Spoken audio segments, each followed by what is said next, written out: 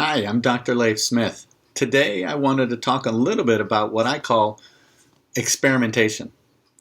I think people in life, we tend to get stuck. We tend to get stuck in the same old rut, in the same old behaviors, doing the same old things, thinking the same old things over and over and over again. And what happens is we get the same old results. We get the same old depression. We get the same old anxiety.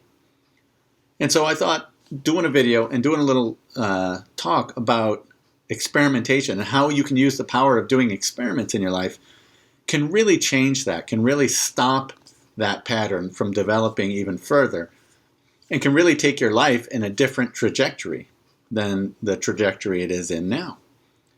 So let's talk about experiments.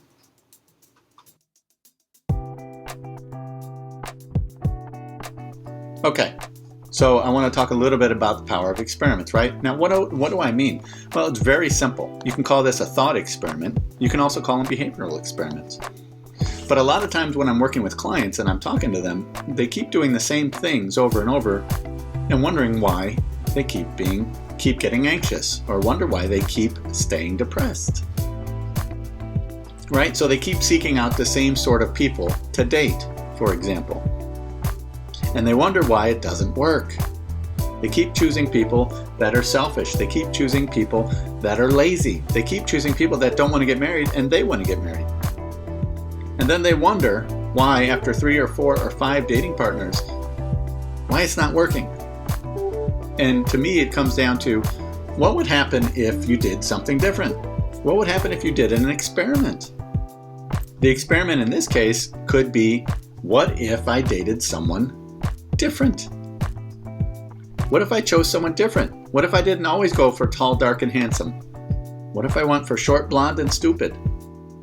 I'm kidding, but that might be a good experiment to do, right? But the whole point here is, if you want to do it, why not try it out and see? The value of experimentation is that you get data. And data can drive your decision making. So you choose someone different to date, see what the data tells you. Are you more comfortable? Does it start working out better? That's the value of experimentation. So what you need to do is you start thinking differently and you open your mind to the possibility that maybe there's a different way I can try to do things. And maybe it'll work. Maybe it won't, but maybe it will work. And maybe it'll work out better if you try something new. You don't have to keep banging your head against the wall and complaining about having headaches. Sometimes you can just stop and try something new, or take some aspirin or Advil or whatever your choice is. But you get the picture. So the idea of experimentation can help you in your life to try on new behaviors, to try on new paradigms, new ways of looking at the world.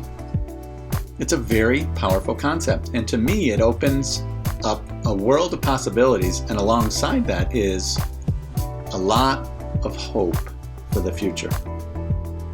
So maybe things aren't working out in your current dating life. Well, what do you have to lose by trying something new and seeing what the data tells you? Go on 3 or 4 dates with totally different people than you normally would. See how that works out. Give each relationship a month. See how it works out. You get the idea. What if you no longer want to wear skinny jeans? What if you're now into bell bottoms? Try it out. See what happens. People have reactions either way. What's more important is, are you comfortable? What if you want to start school now? It doesn't matter that you're 40. What if you just do an experiment and see? Maybe you're going to be good at it. Maybe this will be the career that you've always wanted. You don't know until the data tells you. But too often we get stuck and we try to project out and we try to say, I know what's going to happen, so I'm not going to do it. Well, now you're living a life of futility. Now you're living a life of anxiety and depression because you're not doing anything different. You're not letting the data drive your decision making. So it's something that's really helpful in my life, and I found it to be really helpful in the lives of my clients. Try something new and see what the data tells you. Report back. I tell my clients, go try this out. You've been talking about this for weeks. Go try this out. and report back and see what happens.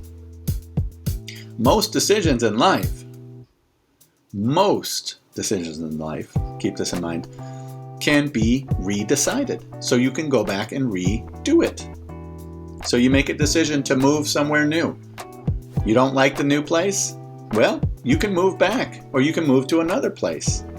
You make a decision to date people that are different than you normally date. Well, if it doesn't work out, you can redecide again. You make a decision to move, to try something new, to try school out, to buy something, whatever.